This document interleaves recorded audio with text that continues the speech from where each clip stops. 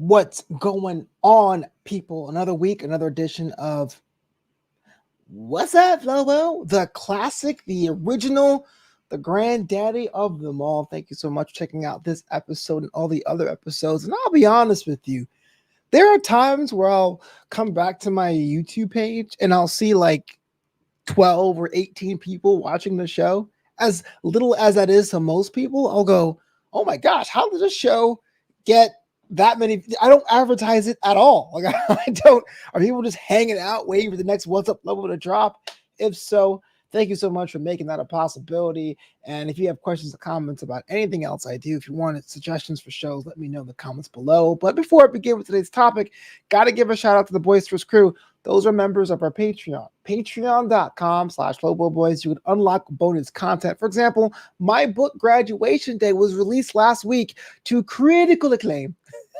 All my friends at Reddit. But if you remember the Boisterous crew, you got to see that book or read that book about a week early. So that was pretty cool. So make sure you check that out if you want to support the homie and support the arts. And now I record this on a Tuesday afternoon. Usually I do this live on Wednesdays, but I'm recording this on a Tuesday afternoon just to give you a fresh perspective of what I'm working on and what I've been going through the past couple of days.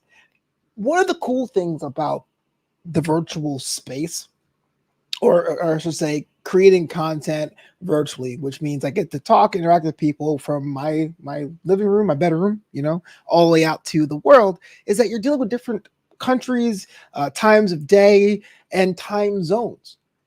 As a guest, I have been a guest on a podcast from here to Amsterdam to Berlin, even as far away, quote unquote, as the Philippines. And that was always a trip. Being able to say, okay, at 11 p.m. I have, or 12 p.m., 12 a.m., I have an interview with the Philippines, which is the next afternoon. Being able to coordinate time zones has been a challenge where I thought that it would be easy, but the brain can shut down with that time zone math fairly quickly. And a lot of times you have to, at least for me, I have to check and double check whether or not I'm doing it correctly to make sure I don't get the time zones messed up. Eastern Standard Time is standard in this country, so a lot of times people quote a time. I have to say, is it Eastern or is it Pacific? When I do my shows, like my wrestling shows, let's go live, I always have to go 4 o'clock Eastern, 1 o'clock Pacific. So one of the cool things that happened to me this week is that I got to host a conference in the metaverse about app blockchain technologies. If you guys listen to my sister show, New Amsterdam Radio, one of my frequent contributors, Decentricity, was having her own symposium, and I was tasked to host it. Much like how you go to a conference, it's usually entertainment or a headliner, and then they have the speakers, and that was that. It was me. It was great. That's based in Indonesia, and Indonesia is +7 GMT. I'm in the Pacific time zone during the summer, so I'm -7 GMT. So this is about a difference, about 14 hours. And it was interesting just dealing with the time zone difference. First time is making sure I'm double checking and triple checking that I got my gig time right. So our tech meeting, the meeting where he was to go and run through everything to see what worked, was 11 p.m. local time. And that to me, once I know I have a gig, I'm in like gig mode. It's very hard for me to be like, oh, that was cool, man. Doesn't matter if the gig is like 5 minutes or 5 hours. My entire day is centered on that gig. So this past Sunday, a friend of mine, Hamza Shah Khan, who was a frequent contributor for a lot of my other shows, had an independent wrestling show. He's a wrestling manager, which means he gets to accompany a wrestler to the ring. I went to go watch him compete, watch him perform. A lot of fun. It's been years since I've been to an indie wrestling show. I think the last couple of times I went, it wasn't the best fan experience. Like, the wrestling was great. I'm not knocking the wrestling scene, but the last time I was at bar wrestling, basically there's no place to sit. And the time before that, I was at PWG in the Armory, where it was so cramped and so hot. It was clearly a fire hazard. So I used to opt out, but Knox Pro treated me well, man. There's a lot of seating there. Things are open air, even though it was inside. You can walk around and not feel too on top of each other. It was a good show. But the entire time, the back of my head is like, okay, I got to make sure I get home to have time to unwind, to get ready for this run through for a gig at 11 p.m. on a Sunday. It's trippy. It really is. And it's kind of cool to see that we all are living in like these like 24 different mini dimensions, man. You know, you log on to a conference call and it's daytime in one window, nighttime in another, sundown in the third, and you're just kind of like, what time is it? The tech thing went well. The actual gig was this morning of this recording, Tuesday morning at 6 a.m.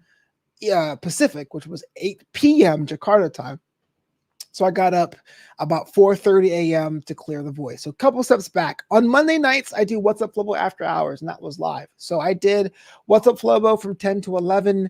From 11 to 12 was when I do the whole metadata thing. I make sure the titles are good. I write descriptions. I upload the audio version.